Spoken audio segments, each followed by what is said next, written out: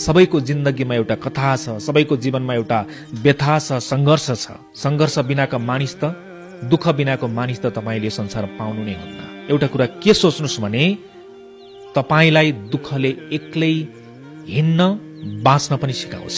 किनकि मानिसले साथ दिने भनेको त सुखमा हेर्नुहोस्, बिरलै मात्रामा, थोरै मात्रामा मात्रै तपाईँलाई दुःखमा साथ दिने मानिसहरू तपाईँको जीवनमा भेटिने गर्दछन्। त्यसैले आज दुःख आयो, आज जीवनमा सङ्घर्ष छ भनेर कहिले पनि नपिरोलिनुहोस्, नरुनुहोस्, आफ्नो दुःखहरू सबैलाई सुनाइ नहिँड्नुहोस् है।